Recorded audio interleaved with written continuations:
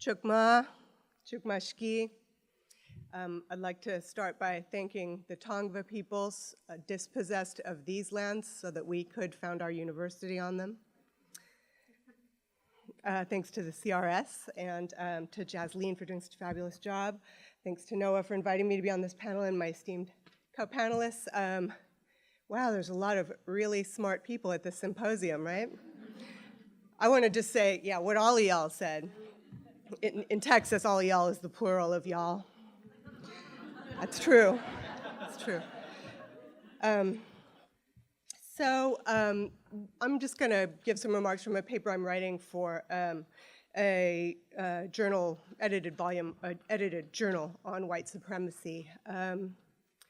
And in that article, I'm trying to think about kind of the way that in the wake of the recent presidential election in the United States, significant discussion was had kind of upfront about whether or not, not just the president-elect, but the entire American public was actually racist and misogynist too, although that got slightly less attention.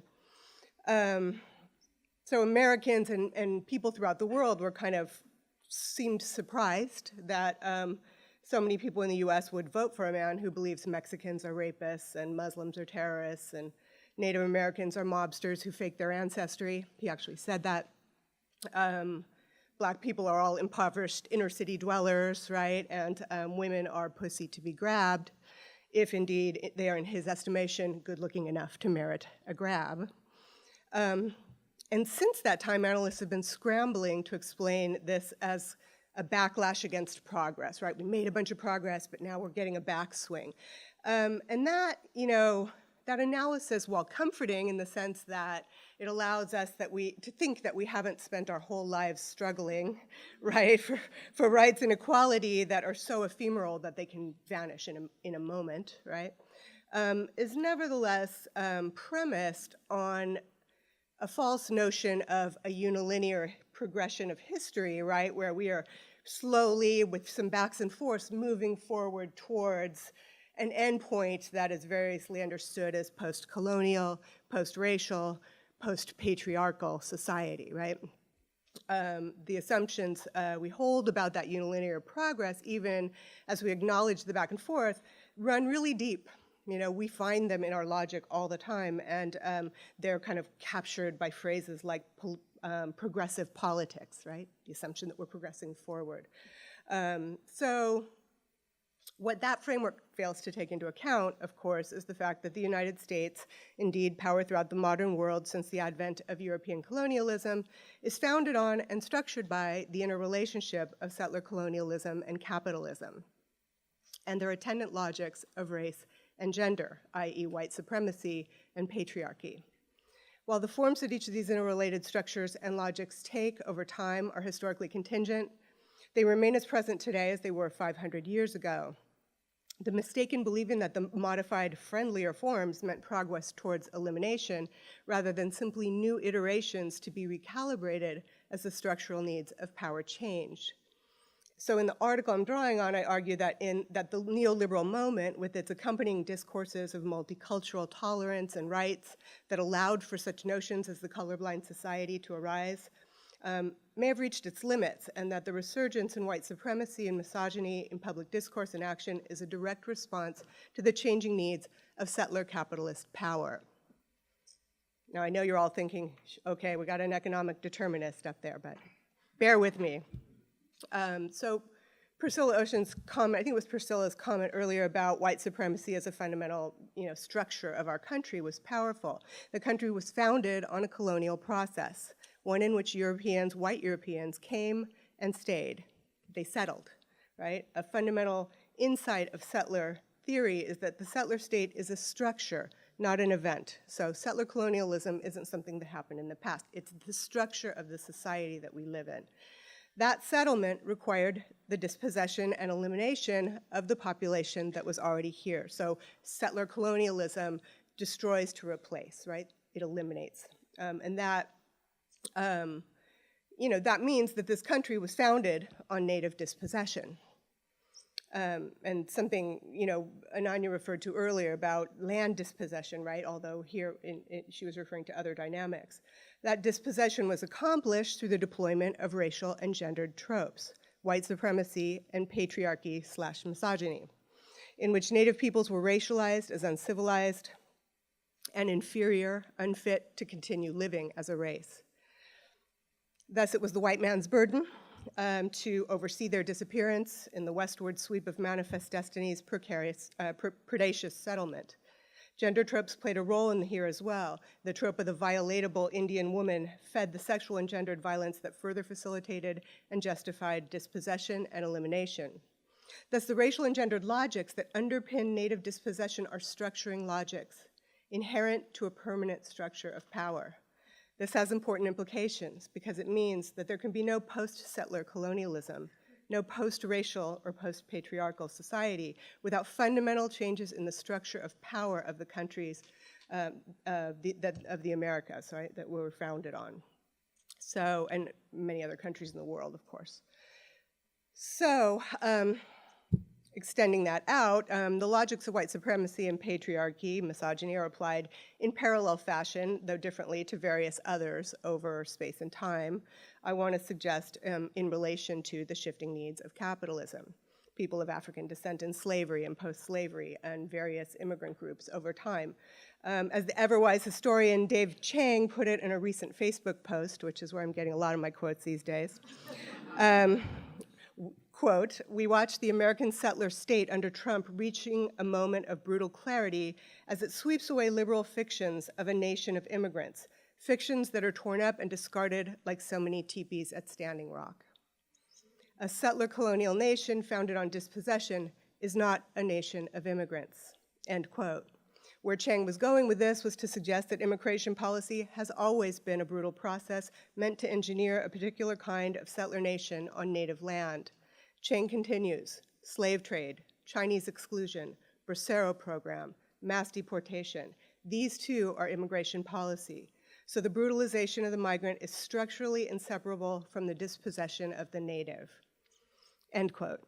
It's also clear from Chang's examples, all of which responded to changing labor needs, that it is also fundamentally inseparable from capitalism. So the paper explores this, this kind of conjunction of these forces in the lives of indigenous women migrants from Central America and Mexico to the United States. And I tell four women's stories to illuminate different moments of kind of capitalism and the racial and gender tropes that get deployed in them. I'm going to skip ahead because of I've just been informed I have 3 minutes, and because we're talking about neoliberalism here, to the third and fourth story, which are short but illustrate changing capitalist dynamics around neoliberalism. So Flori Carmen, who I met in an immigration detention facility in Central Texas in 2013, had been in the United States for 14 years when she was detained.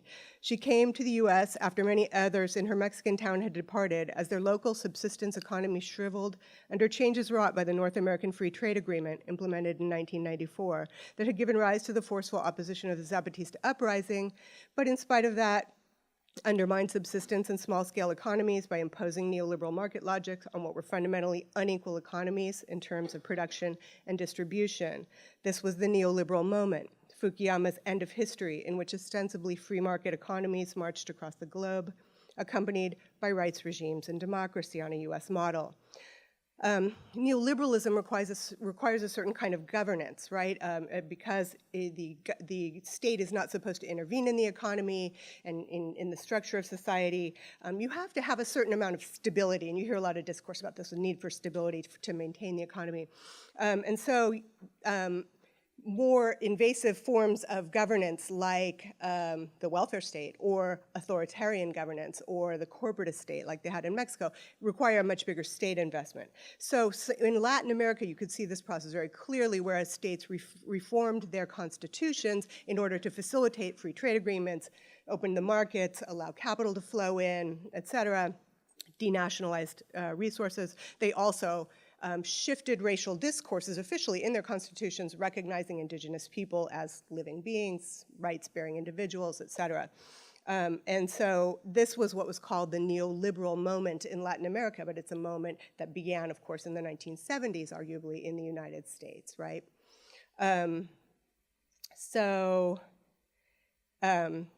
In the neoliberal moment of Flor y Carmen's story, even as it showed limitations to its promise, it quickly faded into obscurity in Mexico and Central America, where the deregulation of the end of corporatism and the unleashing of free market logics in the absence of solid legal and political systems led quickly to the expansion of mass-scale illegal economies.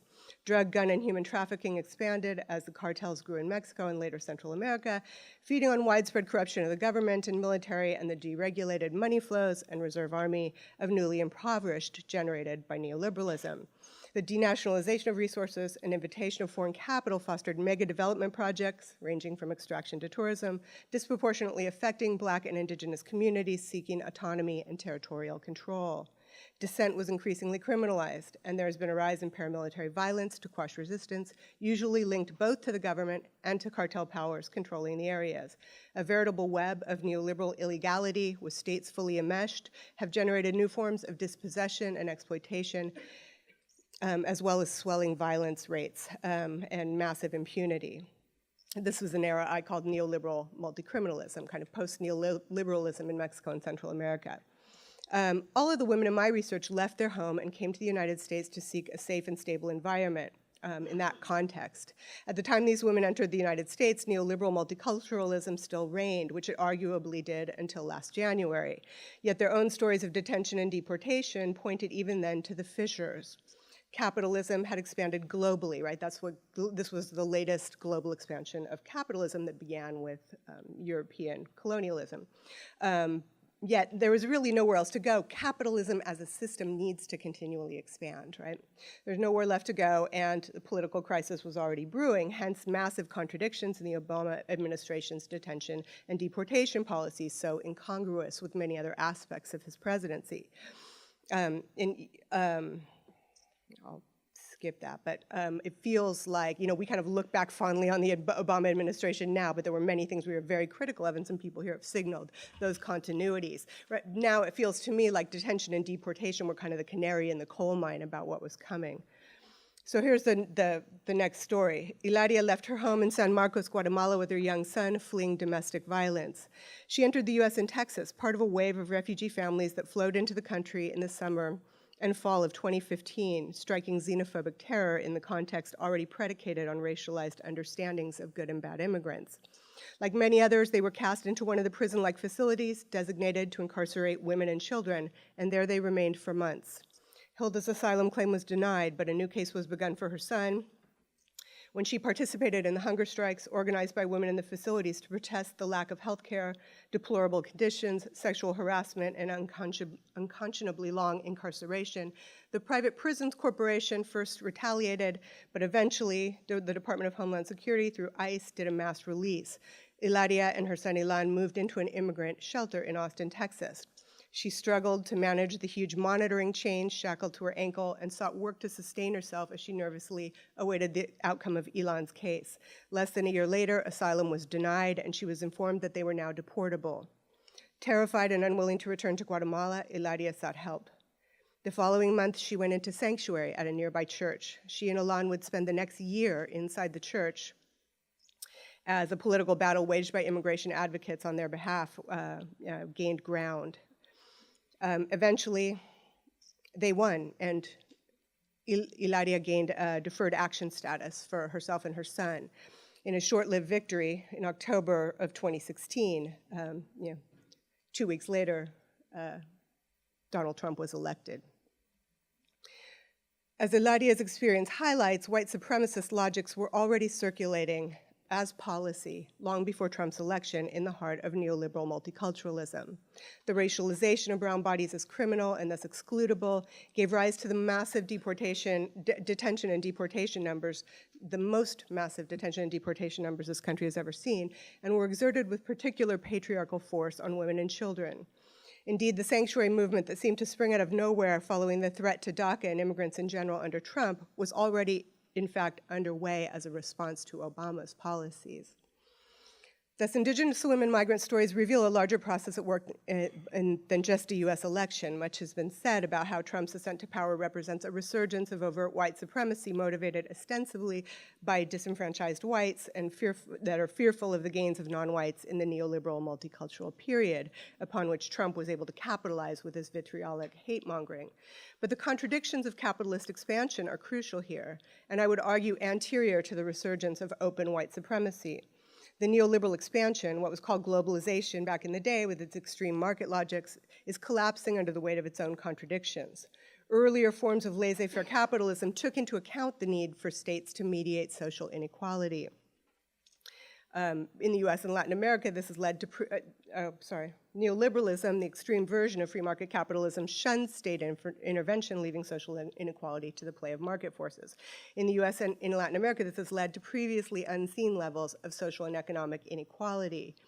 During the Obama administration, even as unemployment dropped and the economy grew coming out of the recession, right, people still struggled to stay afloat. And people, not just unemployed white people in the Midwest, who had expected to live middle-class lives, descended further and further into poverty, even if they were above, an artificially established line of poverty, which is absurdly low. They were not able to get by. And many of those people elected Donald Trump, supporting the idea that it was globalization in the form of free trade agreements, of the Clintons' global cabal or whatever, the outsourcing of jobs that had brought them to this place. The embrace of Trump's assertion that he would bring back the jobs, however untenable that claim was to anyone with even a shallow understanding of how capitalism works, nevertheless reflects the underlying contradictions of capitalism at play in the political moment. And it's in that moment that European Americans felt the need to reassert their settler right to possess this land and reap the profits of economic exploitation in this country rather than being subject to it. Thank you.